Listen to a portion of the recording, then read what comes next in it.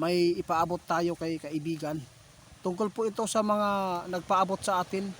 May nabalitaan sila, may nakuha silang impormasyon na ang pira daw natin ngayon na ginagamit na pinangbibili natin ngayon ay posible daw mawalan na ng bisa sa darating ng takda. Naku po, ito po ngayon ang nakakabahala kasi sikrito na daw itong pinirmahan ng ating presidente. Iwan ko lang mga idol subukan lang natin itanong kasi may nagpaabot sa atin dito na kung pwede ba daw ipatanong sa ating kaibigan, baka po ay totoo.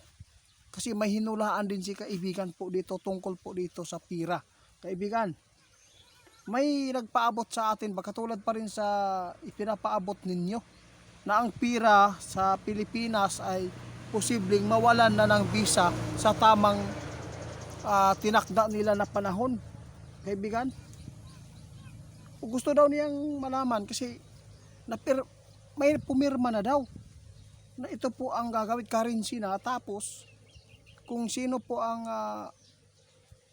magkaroon po ng microchip o magpapalagay ng microchip ay wala nang halaga ang pira kung mayroon ka ng ganyan. Di ba sinabi po niyo kapag nagpalagay tayo ay kasamaan yan, no?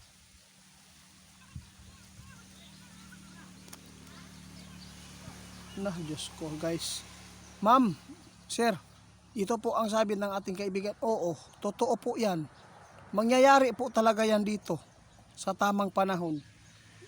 Nakakakilabot naman po itong nakuha nila kaibigan ng mga impormasyon. Guys, maghanda tayo kasi darating talaga ang panahon mga idol na ang pira natin ngayon mawawalan na ng visa dahil sa sinasabi nilang currency. Pagkatapos kung mayroon pong ialok, kung magpalagay ka ng microchip, hindi na kinakailangan ang pira na dalhin mo pa. Ang pira natin ngayon dalhin mo pa doon sa store kung saan ka. Kawawa yun daw yung hindi magpapalagay. Kaya ito po ang ating itanong sa ating kaibigan, kung talagang masama po ba talaga ang magpapalagay ng microchip. Kaibigan? Oo kaibigan, totoo po ba kung mapalagay ba? O ito po mga idol, wag po talaga. Kahit balikan pa ninyo yung mga old videos natin dyan, nagbabala na silin nyo, wag po kayo magpalagay mga idol. Kontrolado na kayo, wala na kayong lusot. Kahit saan man kayo magtago, nadidiktik pa rin kayo kung hindi kayo tutupad sa kanilang kautusan na ito ay may kapalit na gawin sa kapwa mo, kamag-anak mo. Kapag hindi mo nagawa ito, posibleng anytime kang matigok, anytime ka kung anong oras kang gusto nilang paputukin po ang anong mga nasa loob ng inyong pangangatawan nyo na nilagay po nila, posibleng tapos ka. Grabe guys, kapangyarihan talaga. Sadyablo po talaga mga idol. Kaya sa lahat po ng mga tao ngayon, alam po natin krisis po ang panahon Huwag tayong kumapit ng patalim. Kahit anong mangyayari, huwag po nating ipagpalit po ang ating pananampalataya mga idol. Sinabi po ng ating kaibigan, darating po ang tamang panahon na ito po ang mangyayari. Mayroon pang sinabi si kaibigan,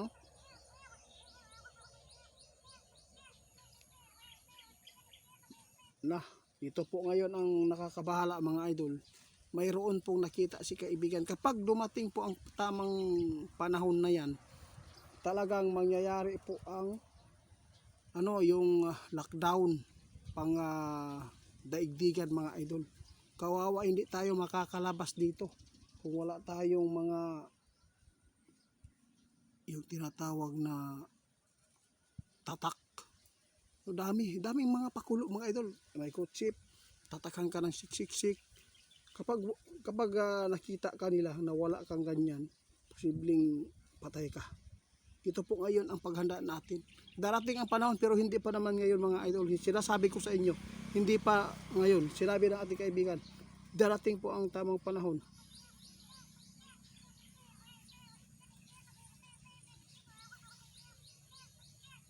Oto, kailangan talaga guys na maging matatag.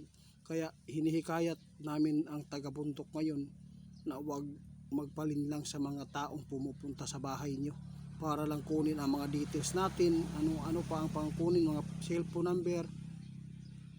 Magtanim tayo ng mga pagkain natin sa bundok mga idol, dahil po yung pagkain sa bundok magagamit po talaga yan sa panahon ng kagipitan. Tulad ngayon, napakarami ngayon ang nahihirapan sa pagkain, walang nakain na yung sapat ba, kulang dahil sa sobrang mahal. Daming umiiyak kayon mga idol, yung mga namasahero, namasada, umaasa, ang mga motor nila ngayon wala embargo. Kawawa. Kaya guys, ito lang po ang aking ipaabot. Paghandaan po natin lahat ang mga napapanood ninyong mga impormasyon sa iba, dahil po mangyayari po talaga yan. Yung mga nagpaabot, Ma'am Marieta, no, salamat sa pagpaabot. Sir Jeffrey, salamat po sa inyo. Ito po mga idol, paki-report kay Ghost Hunter 88 Fans 2.0 sa Facebook at saka doon sa TikTok, dahil sobra po ang dami na nilang na-scam, no? Kumikita sila sa pagnanakaw po sa hindi nila video, at mukha natin yung ginamit. Abangan lang po niya, dahil may karma ang mangyayari sa kanya. Promise po, itong nagnakaw sa atin ngayon ng mga video, malapit na po ang karma. I swear po, karma ang mangyayari sa kanya. Disgrasya.